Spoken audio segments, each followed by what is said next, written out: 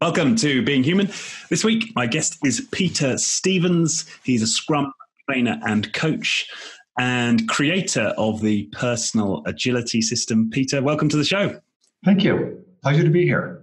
It's great to have you. And the connection is Lisa Adkins. She was a previous guest on the podcast. She herself is an agile coach, and she started talking about this idea of personal agility. And now when she working with clients, with executives, or wherever she might be coaching at a personal level, she is a big advocate now for them taking on personal agility themselves, almost precursor taking agile into their organization. So I'm delighted to now to get to go deep with it yourself. Yes, and it's such an honor that someone of Lisa's caliber, got interested in personal agility and got excited about it. I mean, she practically invented coaching in an agile context and coaching agile teams. So for her to get excited about it is a great honor. So I'm really happy that this was the connection. Great. Okay, so let's start with the genesis for the personal agility system. Yeah. Okay. It's spring of 2016, and I discovered that I was working an awful lot, and somehow the attempts that I were making to get my workload under control. I tried just about everything: personal Kanban, desktop Kanban. I'd heard about getting things done, but that didn't resonate with me at all. And I just felt like I needed a better solution. And so I started looking for a solution. As I say, I think it was like March or so of 2016. By the summer, I was kind of sharing what I'd come up with, with friends of mine and colleagues of mine or customers of mine. And by October, November, interesting things were starting to happen. First of all, I met one of my customers. I told him about it kind of during the break in one of our Scrum training, and I get this spontaneous 3-word email from him about 4 months later saying, "This really works." And about the same time, I had met up with Maria Matarelli. She and I are doing the personal agility book together now, and also creating the institute and what we hope will be a bit of an ecosystem around it. And I was introducing it to her. I was hoping she would help me with the marketing. And we got into the questions of what is personal agility? And we were about maybe 20 minutes into the discussion, and all of a sudden, the wheels started clicking, and personal agility started helping her think about what really matters. And she realized that what she thought mattered didn't matter. And what did matter was something else entirely. And bang, she was able to reorient and change her life dramatically. From 1 minute to the next. And, I think that's why people get so excited about personal agility is it's, very simple questions, and they help you to make great recognitions. And so we decided to collaborate on that. And I learned a lot about marketing on the way. We created the first online courses for it. We started certifying is the wrong word. Let's call it recognizing practitioners in 2017. We're up to about 30 recognized practitioners all around the globe. And, right now we're starting to, building on the excitement of people like Lisa, excuse me, we're starting to build a coaches community to kind of help spread the word. Brilliant. Okay. And these 3 questions that you talk about, tell us a bit more about these questions at the heart of it. The first question and the key question is what really matters. And that's not necessarily an easy question to answer, but once you do have the answer to it, and personal agility helps you figure it out, then it's possible to make decisions. It's like knowing where if you're navigating your boat someplace, it's like knowing where you want to go to. Once you know where you want to go to, then it's easy to navigate there. The next 2 parts of it, we call it celebrate and choose. Celebrate what you got done, choose what you'd like to do moving forward. And it becomes a simple weekly rhythm. Every week you celebrate what you got done last week. You look at what you could do this week, and then of all the things you could do, well, some of them are important, some of them are urgent, and some of them are going to make you happy. Which ones do you have time for? Which ones do you want to focus on? That's setting your course for the week. And by your course every week, well, this makes it possible for you to, first of all, just recognizing, what is the destination is huge. And then, and then being able to check your progress to your destination every week is also huge. And that's what, these simple questions, these are the strength of personal agility. Right. and it seems like such an obvious question, what's important to me, but I guess a lot of people don't necessarily make space to ask themselves that question as part of how they operate. Is that your... I think every one of us has kind of a gut feeling about what's important. But a lot of things are important. And the thing is, if too many things are important, then nothing really matters. You just kind of you just try to do everything. And the problem is there's just too much to do and you can't do everything. And so, important things fall by the wayside. People get upset because you're not doing things that they consider to be important. Whereas when you get focused and kind of say, okay, I'm going to do this, but not that, and here's why. First of all, you make sure you satisfy those important commitments, and those can have a huge impact in, say, your professional life or your personal life. And it's just getting clear on, I don't have time for everything. So what do I want to do? What really matters? Everything matters, but what really matters? That's what personal agility is about.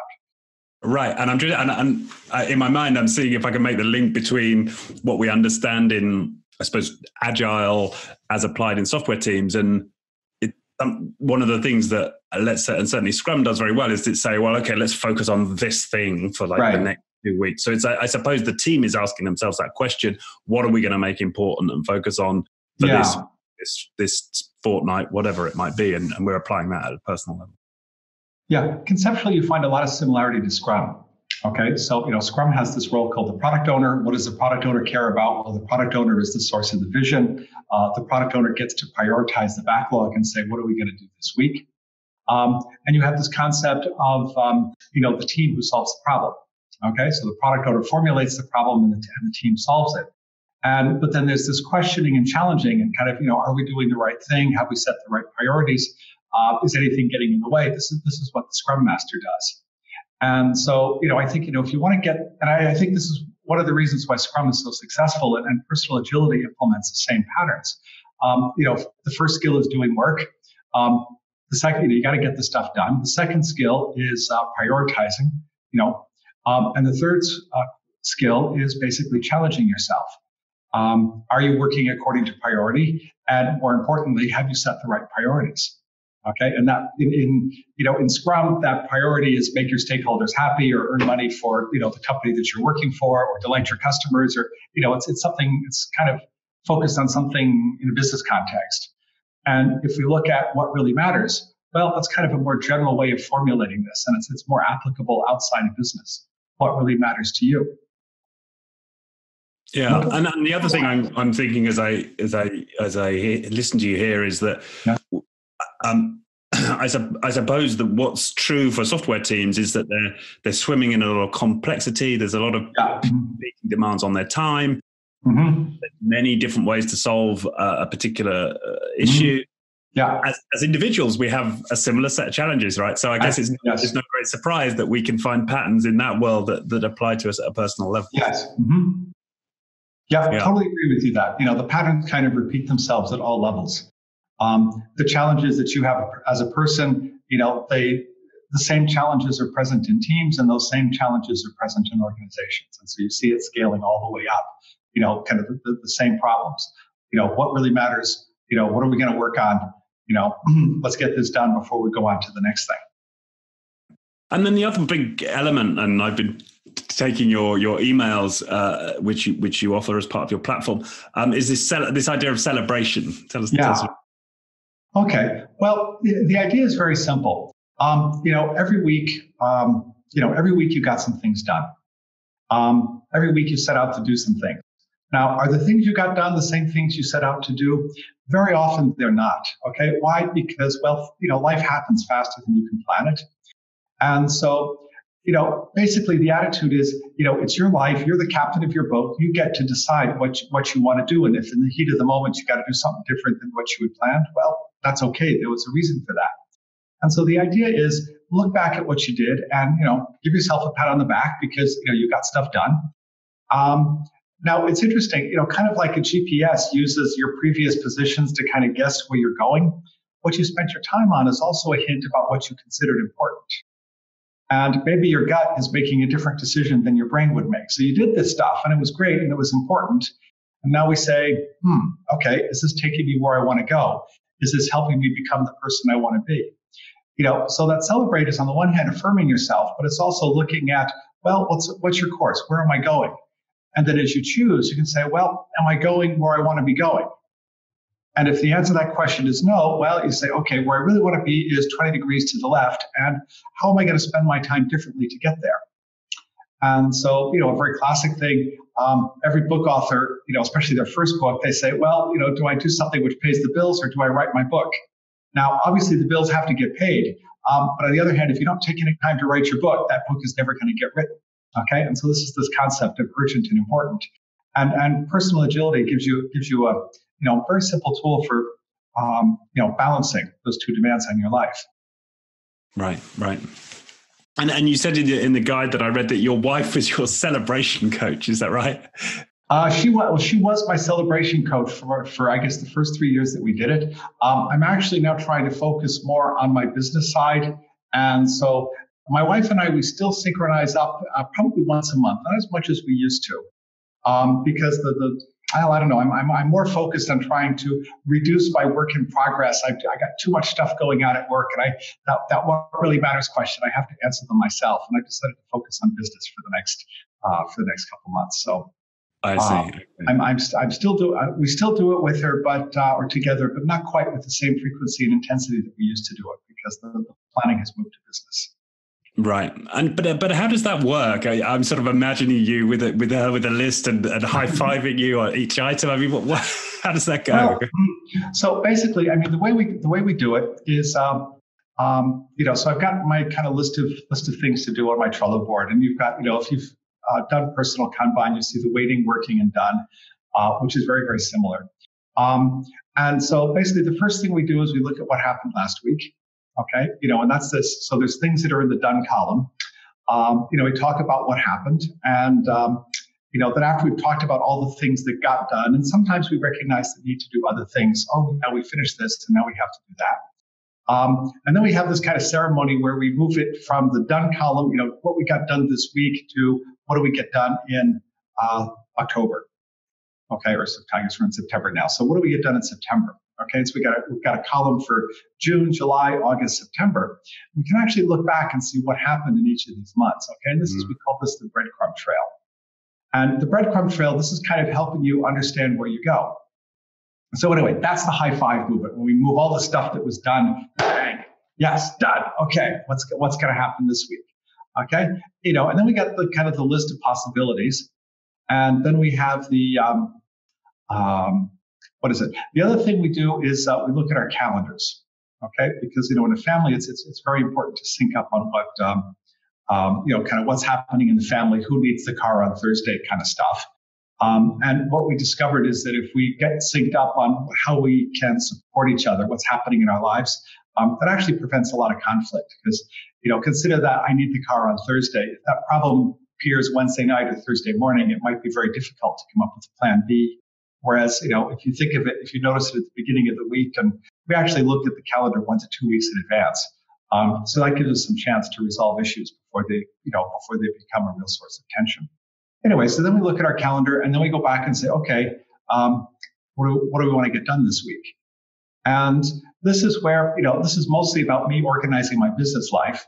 But on the other hand, as because I'm independent, there's not that big a difference between between private and business. So if something is important in the family side, that comes on my board as well.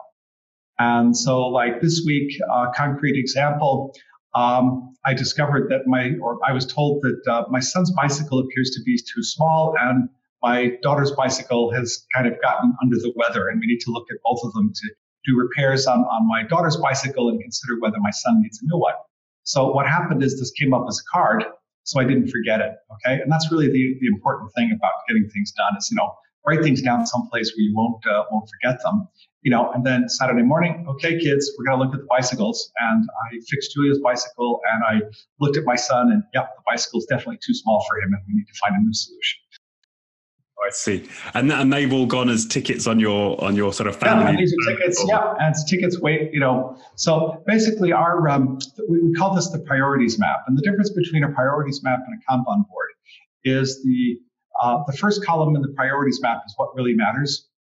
And those things don't change very often. Okay, so like making sure that despite my business demands, that I do things for my friends and family, especially for the family. Well, that's very high. That's my number one priority. Every week, I want to do something important for my family. And then I've also got things related to work and related to personal agility as priorities 2 and 3. The next column is about possibilities. What could I do? And then I highlight the things that are important, usually by sorting them. And if there's something that really has to get done this week, that comes into the urgent column. Okay, and so this is the what I could do. And then we get into, well, of all those things, what do I want to get done this week? That's what I talked about before, setting the plan for the week. So I'll pick some of the urgent ones, some of the important ones, okay, and move them into the this week column. And then this week, from that point on, it's kind of like much more Kanban-ish.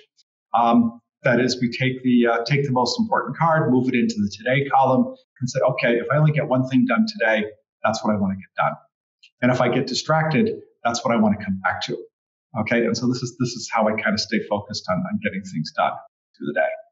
Right, and this board is open for your wife or your kids to look at. My wife has access to it. My kids haven't had it. This isn't a family Kanban board. This is my Kanban. So remember, the personal board.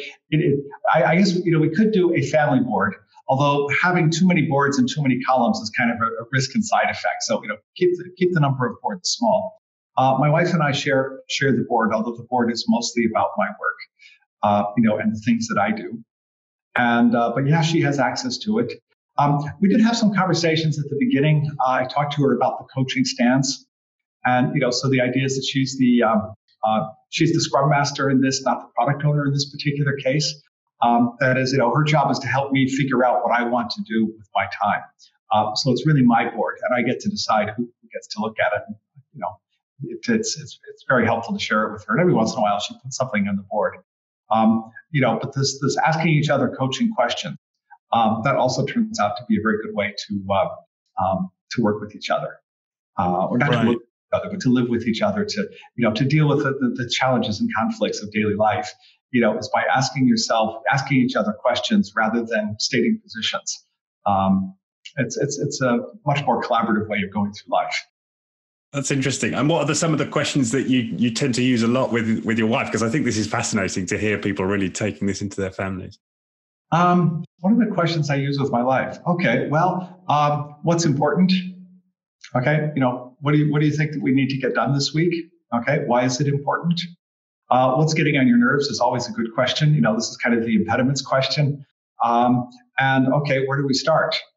Or where could we start?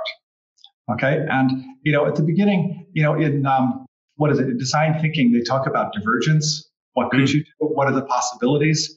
And then going to convergence of all the things we could do. What are we going to do?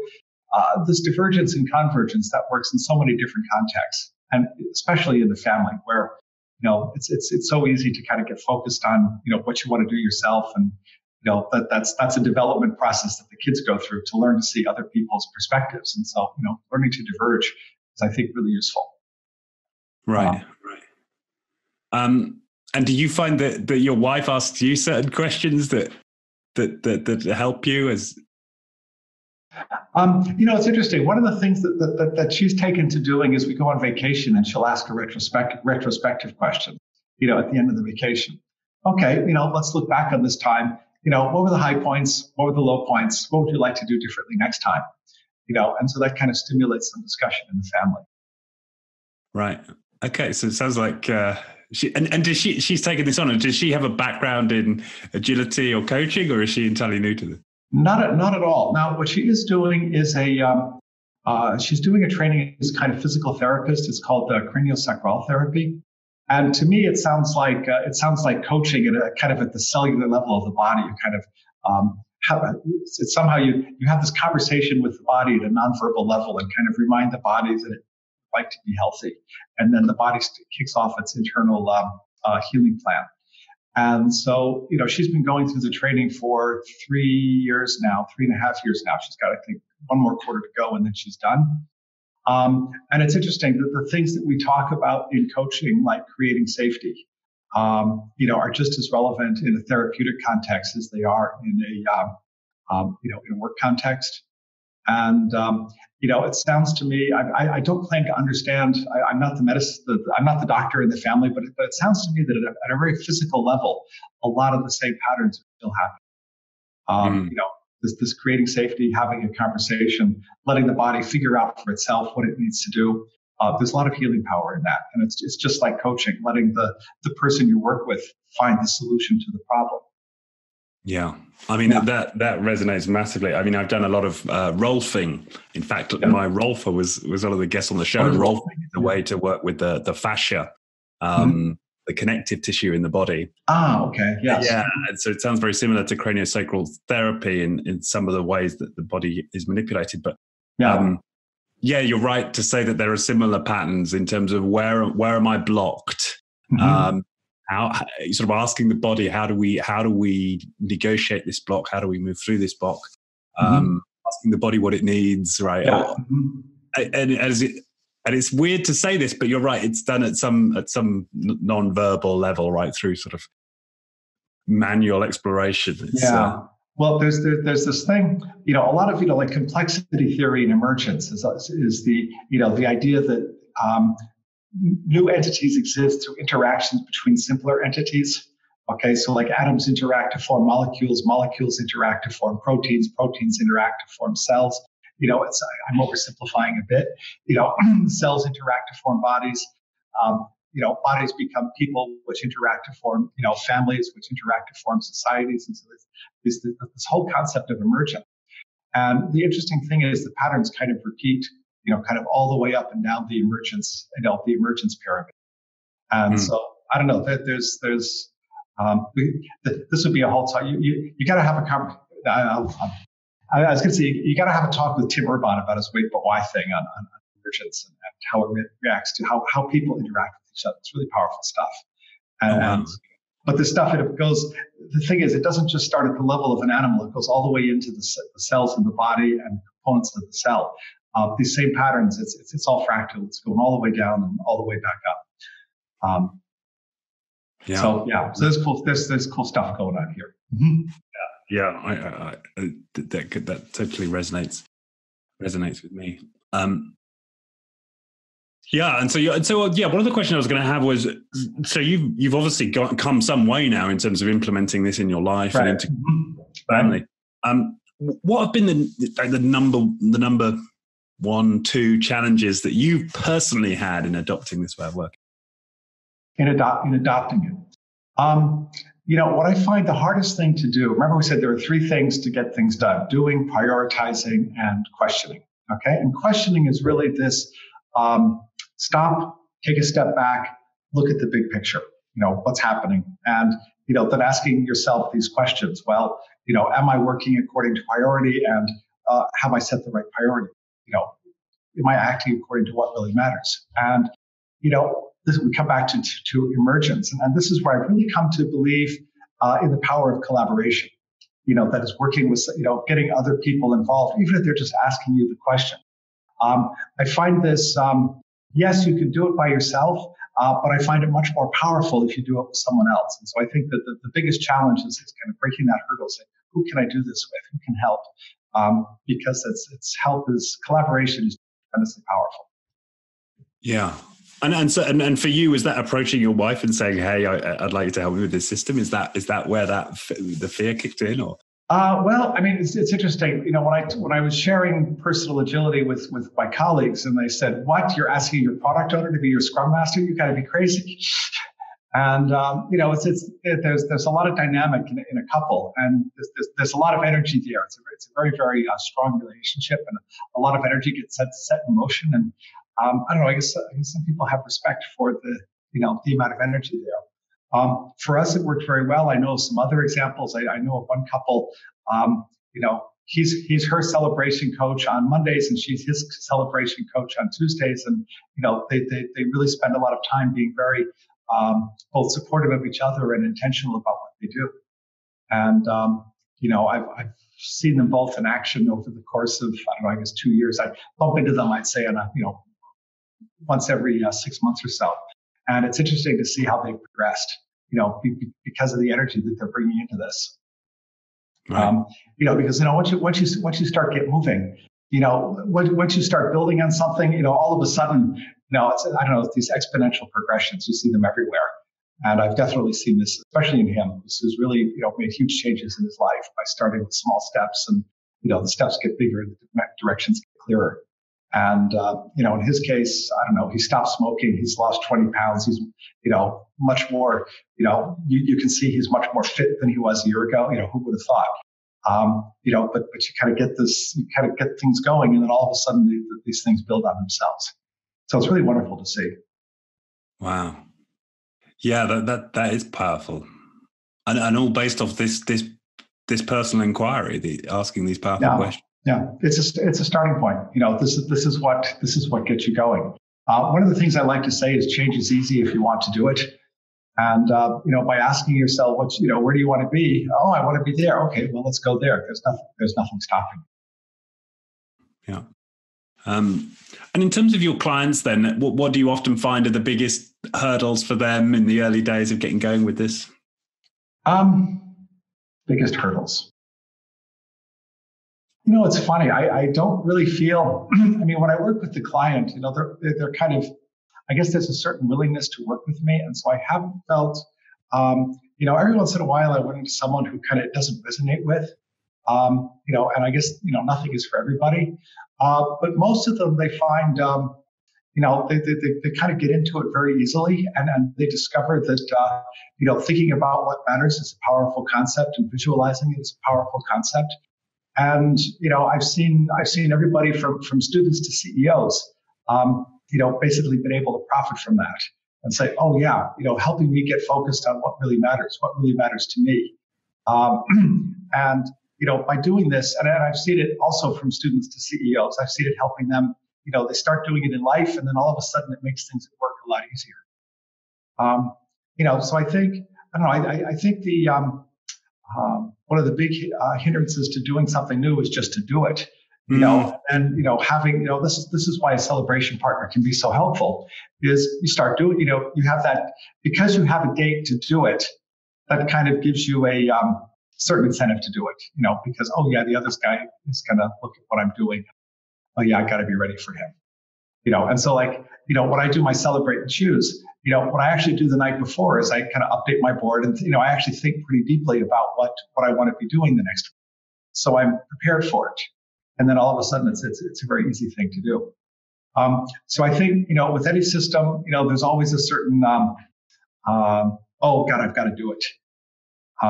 Well, it's your friend, and that friend is there to help you do what you want to do. And if your friend's helpful, then, well, spend more time with him. If your friend's not helpful, that's okay too.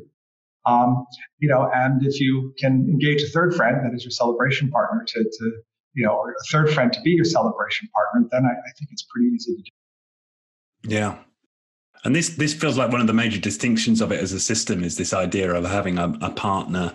Sort of celebration element. And of course the visualization aspect. Yeah. Well, I was actually very strongly influenced by the concept of coaching and powerful questions. And I think personal agility isn't defined as a process to follow. It's a collection of questions to ask yourself. And you can ask yourself those questions whenever you want. You can ask them once a week. You can ask them once and you've got your answers. And if you don't ask yourself those questions for a couple of weeks, well, what happens? 3 weeks later, the questions are still there. The answers are still there. Maybe you update your board and, move on. So it's a very, it's one of the, it's like a tool a friend that's always there for you, these questions, because you're talking to yourself and you're talking to yourself in a friendly tone of voice. Oh, what did you get done last week? Well, give yourself a pat on the back. Okay, what could you do this week? Okay, what's important? What's urgent? And don't forget what's going to make you happy. Oh, okay. Yeah. And that was actually perhaps a bit of a challenge for me. The what makes you happy part I didn't have in the framework at the beginning. And I realized that the things that I was doing, I had the category health, family, health, and happiness. And I discovered that most of them were actually about members of my family, and very few of them were actually about me. And this is where now other people had kind of raised the issue of, oh yes, recognizing happy, but I'd always made it an item in the what really matters column. And I decided, no, being happy is so intrinsic. You got to ask yourself that question. Make sure you're doing something once a week to make yourself happy. Okay. Right. What else you do? Just make sure you got one thing in there for you, so that you can pat yourself on the back for it and say, oh yeah.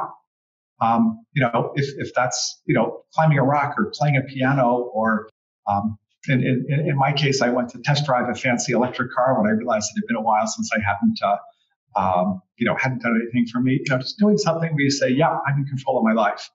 I'm doing things for me. And that can be really, really positive. Yeah. Yeah. And so for people who are listening to this and they're like, okay, I'm ready to give this a go, where's the best place for them to start? Okay. Getting started is really, really easy.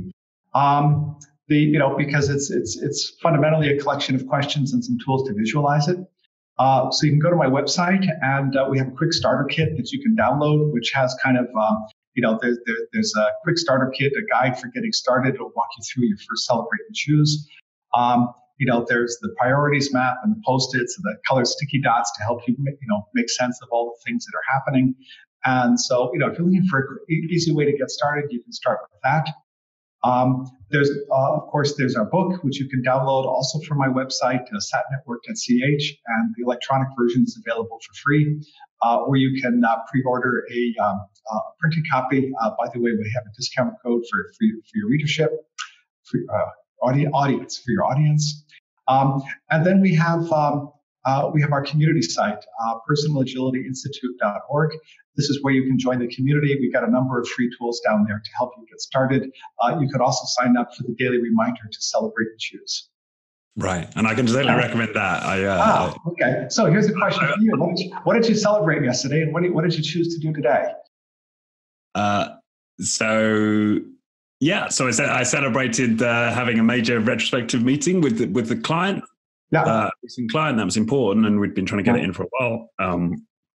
And it went really well. So I was really happy with that. And what am I choosing to do today? Well, I've chosen to have this recording with you. I approve of this choice. And I'm going to choose to take a walk. I'm lucky enough to do exercise. Mm-hmm. It's a beautiful day, which we don't always get in September in England. Oh, yeah. I got to take a walk. Yeah.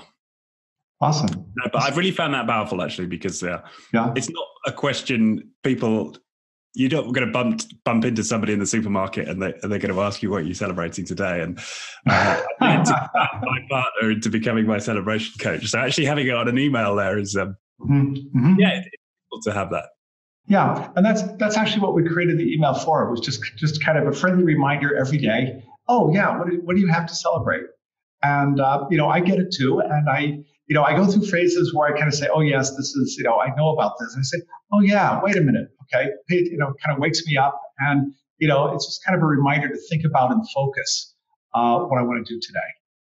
And, so I find that helpful, and it doesn't need a person. It's just there for you, and it comes in every day. Yeah. What do you got to celebrate? And what do you want to do today? And I don't know. I think it's empowering. Celebrate and choose your life. Yeah. Yeah, absolutely. Okay, so just to clarify those URLs, so it's SAT, it's SAAT, right? network.ch, and that's where you can get the printed book. And if you use a discount code, Being Human, you'll get a discount on the printed book. And then there's the personalagilityinstitute.org, where you can join the community. And we have a collection of free tools down there. So like if you want to print the stuff out yourself and can find the Post-its yourself, that's also an option. As a way to get kind of everything you need to get started is available there in electronic form. However, it's kind of hard to do an electronic Post-it. So we have the sticky notes and the sticky dots, which you can order to get started. Right. Mm-hmm. And as you said, the next big event is so the book. You can pre-order the book right now. You can pre-order the book. You can download the current version of the book, which is the first 4 chapters. Our current plan is to do 2 more chapters and then call it a book.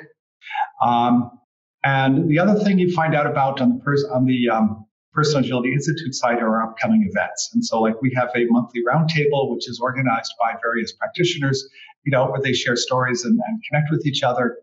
And the next one, it's going to be a Zoom meetup next Friday. Well, geez, it's probably the Friday this podcast is coming out. So you might want to watch for the announcement of the October edition. But this will be number 5 that's coming up in September. And Niroshan from I think he's from Sri Lanka. He's going to be talking about improving your value through agility. Okay, because what's really cool is this is one of the people I met up in my trip to Sri Lanka. Not Niroshan, one of the students at our meetup there, and this guy was challenged by graduating, exams and all the tests and the reports and not dissertation, but the bachelor work that you have to do. Then he's got to find a job. So he started doing personal agility to do it. And, that helped him get organized, and he was able to get through graduation. And then he got a job, and he just in the IT business, and he discovered, oh, wait a minute, these guys are already doing Agile. So the stuff that I learned in school or to finish school, this is really helping me get on the job. And the last thing was he was actually pretty good at organizing himself. And because he was good at organizing himself, he was good at organizing other people. And his company noticed that real quickly. Okay. So anyway, we kind of digressed from your question, which was how to get started. But I think it's interesting because I think this is what Lisa Atkins is onto, right? When she first recommended personal agility, I think it's because she sees, if we consider that whatever this thing Agile is a superior way of organizing people in the complexity age or the knowledge age. And then actually, if we can start to applying it ourselves and we become more organizing ourselves, it's a much more powerful platform to then seek to better organize the people around us in our organization. Yeah. Well, the technique is coaching. What's coaching? Coaching is asking questions to help people get unstuck. Okay, so you learn this kind of coaching stance and this coaching attitude. First, you practice it on yourself, and you see what it does for you. But it is so natural just to say, you get into work and say, okay, what are we doing? Okay, what really matters here? Okay, what could we do? Which of those are important? What's urgent? Okay, what do we want to get done by Friday? You just kind of ask these questions, and obviously, those questions are just a start. There are more questions, lots more questions you can ask. But what you're learning to do is you're learning to help people think, and you're learning to help people solve problems together, and that's leadership. So I think this is a hugely powerful skill that people are getting, and I think employers are going to recognize that. The people who can practice agility in their own lives, they're better at just about everything that you expect from people at work. Getting things done, collaborating with other people, and leading people in a very servant leadership in a very effective way. Well, I suppose that's the point. I think what I'm getting here is that it's building a muscle and developing a set of skills which are particularly valuable in the modern work context in a way they may not have been 100 years ago, right? So there's something about the fact that this is emerging now as a particular modus that has power in our world today. I can see that, and how it's sort of, and it can give you if we wanted to think about it in these terms, a competitive edge, right? Because I'm coaching myself all the time. Right. It's like much more practice than if I'm just attempting to coach others. Well, I think, one of the things I noticed trying to teach agility to senior leadership is what they've learned is something different. What they've learned to do is to solve problems and then to get other people to, implement their solution. Okay. So the main form of communication when you're looking at a leadership role is, what are we going to do? And today in a complex world, your first attempt at what is almost surely going to be wrong. So you kind of have to iterate on the what. And in order to do that, you have to deal with a deeper question. That question is why. And being able to and the other thing is you have to activate, your goal isn't to get the hands and feet marching in the same direction. Your goal is to activate the intelligence in the room. Okay. And that's what coaching does. Coaching activates your intelligence. And these are the leadership skills that I think are necessary today to deal with a complex world. Is that we can, rapidly recognize what's happening, recognize the need to change our plan or adapt our plan, to meet the needs of the situation as it develops.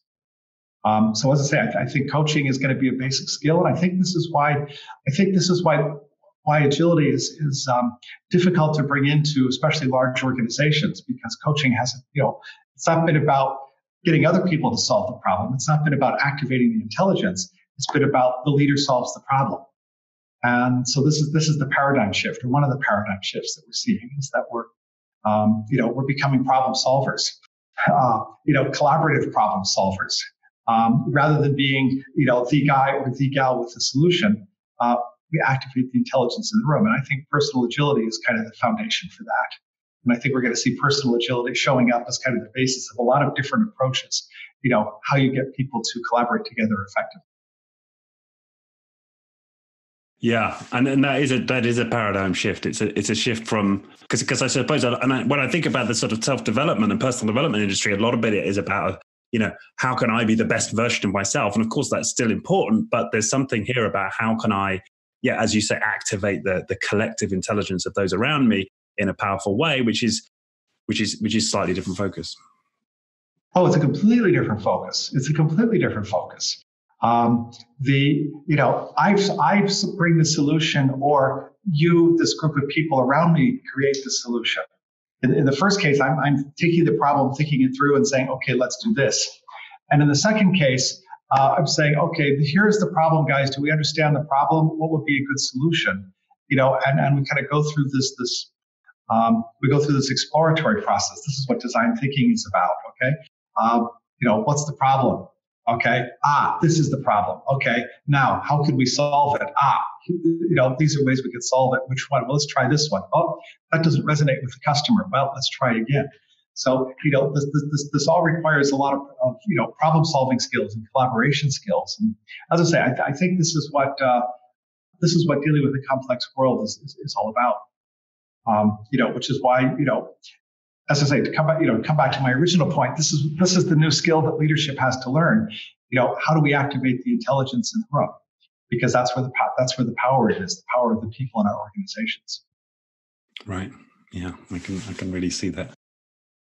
Yeah, and to be honest, you're the first person really sort of powerfully making this point. Actually, well, as far as I can tell, an awful lot of the literature and what we hear about, it's all about how do we best organize teams, and right. To say, how do I best organize myself as a mechanism or as a lever for organizing teams it seems to me like an emergent new conversation. Okay. That's a very, one of the guys who's really inspired me is this guy, Derek Sivers. And he's got this video of the dancing guy on the hill. And yes, I know that one, yeah. And he says, the first guy is a lone nut. and to be a leader, to do something new, you got to be a little bit crazy. But then you get people excited about it, and they come on board and they start dancing too. And, that's what I hope is going to happen with personal agility is that, a year from now that you're not going to notice Peter Stevens anymore. What you're going to see is, people all over the place kind of celebrating the dance and sharing how it's done and sharing their successes. And it's going to be mostly about, it's going to be mostly about what we did through personal agility and what personal agility helped us become. Yeah. So I don't know, the viral approach. And I've actually, my own belief in transformation work and working with executives is that the viral approach is a great way to apply transformation in an organization. Start dancing. That is, start being agile yourself. Show your friends how cool it is, how much cool and fun it is for you to be agile, and they'll want to be agile too. And, all of a sudden, everybody's agile. It's not that difficult. Just got to want to do it. Yeah. No, I get that. I mean, there's an argument that's the only way that change happens, right? At some level, it's in modern organizations, sustained change happens is through that viral effect. And I suppose as I reflect on it, it's not quite true that there are others, right? There's Jim Benson with personal Kanban, and there was Dave Allen before you with getting things done. But you certainly seem to have something quite distinct here. Yeah. Well, one of the things that while I was creating personal agility is I was interviewing my customers about why were their agile transitions failing. And I discovered the same patterns at the organizational level as at the personal level. Basic skill, get things done. Okay. Basic skill, prioritize. Basic skill, focus. Don't do too many things at once. Okay. These same problems, I saw them at the level of individuals. I saw them in teams. I see them in organizations. And I've also seen organizations apply these patterns at the top to say, okay, we want to transform ourselves. How do we do it? Well, let's focus. Let's work on small steps. Let's make sure we understand why we're doing what we're doing. Okay. I would say what really matters to the organization, get everybody understanding that. In fact, one of the favorite things, one of my hobbies is space and space travel. And we had there was a festival in Zurich. It's the reading and understanding about space and space travel rather than actual space. I have never actually been in space. If I were offered the chance to go to Mars, I'm not sure if I would take it or not, but I would be tempted. But I was looking at listening to the history of the Apollo program. And what was really interesting was how in Apollo they mobilized 400,000 people. It's almost like a military mobilization for peaceful purposes to get a man on the moon.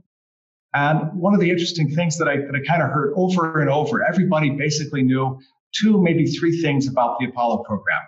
First thing, we are going to the moon. Second thing, it's not going to fail because of me. Third thing, if we have any problems, remember the first thing, we're going to the moon.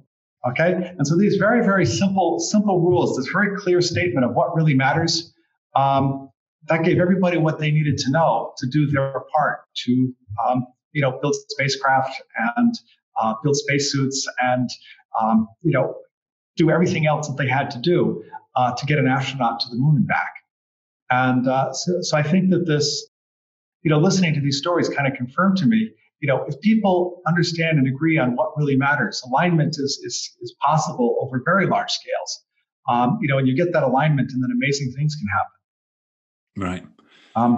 So we say, how do we connect this to you? Well, let's get clear on what really matters. And if you can communicate that, then, other people can align around that and follow your lead. So, I think all of these things, they start at the low, they start at the individual. We're a world of individuals, and it's the interactions between those individuals that makes our society special, makes our company special. Geez, individuals and interactions. That reminds me of 2 things. One is emergence and complexity, and the other is the Agile Manifesto. Right, of course. Yeah, and of course, let's bring it right back to that, right there, from the very first step. Individual, right? Individual. So let's focus as individuals on our agility.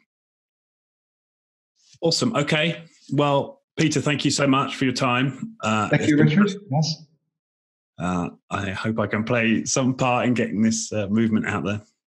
Okay. Well, thank you so much for the opportunity, and I look forward to seeing this in real life. And thank you. Thank you. Goodbye. Bye-bye.